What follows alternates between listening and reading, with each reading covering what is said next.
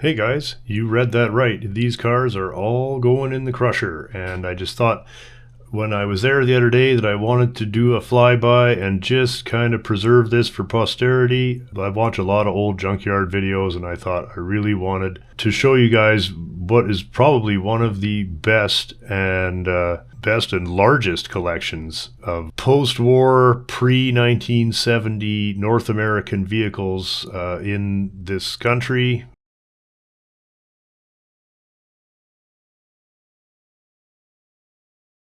You can see a big empty spot there. That's where they crushed a whole lot of them several years ago. Here we're flying over some lovely General Motors products here.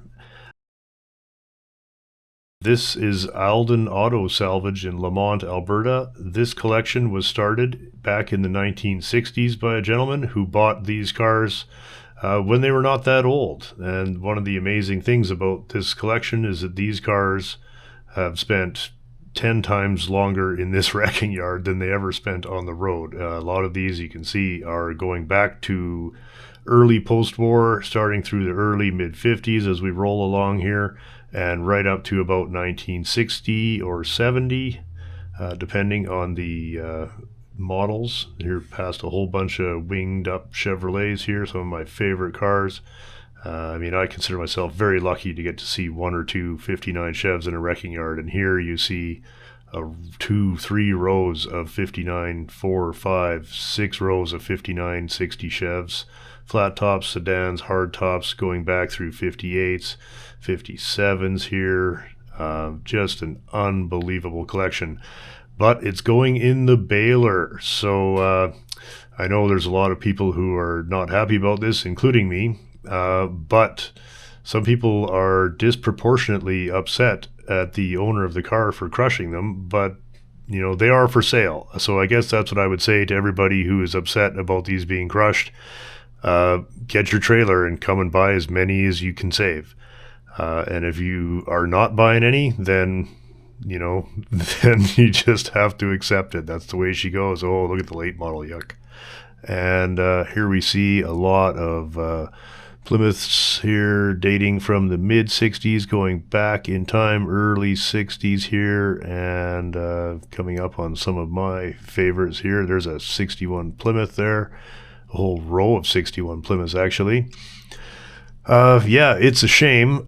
On one hand, it is too bad to see them go, and on the other hand, we should be very thankful that the gentleman saved these cars for so long that they've actually all been pretty picked over, and a lot of people were able to finish their restorations because of these cars. It's too bad that they can't all be saved, but that is the way it goes. Some of my favorites here, 56, 57 forward look cars. You can see 59 Fury in the back there, several of them, couple of hardtops.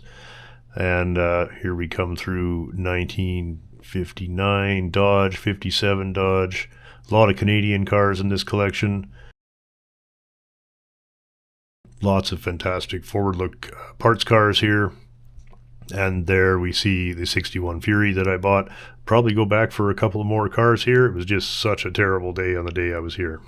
The thing with this type of collection is it's never going to be repeated. So it's really, I wanted to document this more than anything. Not making this video to make anybody sad, but really to just preserve a little bit of history here. This is what all wrecking yards looked like 50, 60 years ago, and to have one that is still intact with all of its period cars in it is quite rare now. The whole business has become highly commercialized and very much about rapid turnover and crushing. Very few parts even get salvaged anymore.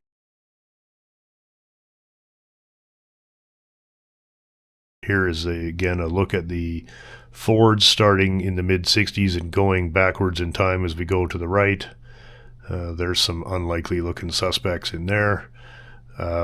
Looks like a lot of Canadian cars, Meteors, Monarchs, and mostly sedans. Again, these are a cross section of what Western Canadian rural farmers and people like that drove back in the day. So it's a lot of low-end cars, a lot of sedans, wagons, you know, a lot of six-cylinder cars, And look, there's some shoe boxes in here. Really just a spectacular collection. And the gentleman that owns it was very kind to let me photograph this and share it with everybody. So thank you again. And thanks to Mark at Alden Auto Salvage, who let us back there and gave me permission. You guys, very kind of you. And we will be back for more shopping, I hope. So if you're somebody like me who wants to try and save as many of these as you can, well, hook up your trailer and bring cash, and remember that these cars aren't $100 anymore. The price of scrap is high, and that's why they're getting crushed. And when the crusher is going to pay you more than most of the tire kickers, then that's who's going to get them. So it's unfortunate. Ooh, I really like that two-door hardtop that we just went by there. We might have to go back and have a look at that. Anyway, please leave us a note. Let me know what you think that you would buy. It's probably still there for the next little while. I don't expect that these cars will be here in 6 months, and so this is really literally a last chance situation. You can pick up a parts car, you can pick up a project. There's a bunch here I didn't have time to film. I will be going back, but this is generally the lay of the land. And another pass past my favorite years of Chevs, 59, 60 right here. Just a whole pile of Bel Airs and Biscaynes and Impalas. There's a two-door postie right there, really cool. These places are disappearing, and so, you know, it's not going to make it easier to restore these cars in the future. I'm a big proponent of buying parts cars. If you're going to get serious about restoring something, you probably need at least 2, and 3 is even better. If you can get 3 copies of a similar car, you'll be doing fine. Places like this are a great resource if you did not have time and space for a parts car. They've already accumulated hundreds of parts cars for you to pick from. Sadly, that will not be true much longer around here. The occasional classics do drift in at the other wrecking yards for sure, but to find, 50 forward look cars in one place that you can have your pick of, really just a fantastic place and a fantastic afternoon out with the fellas. This is happening all over the world, and it's not going to make it easier for guys like us to keep our classic cars on the road. So the value of having parts is going to never be more important than in the near future here. Hope you enjoyed the video. Thank you guys so much for watching. Please hit the old subscribe button or hit the like button or leave us a comment. Let us know what cars you would buy, or maybe what cars you think I should buy. All right, everybody, thanks very much for watching. Have a terrific time, and we'll see you on Saturday for more of the... This is a regular contributor. Same old shit.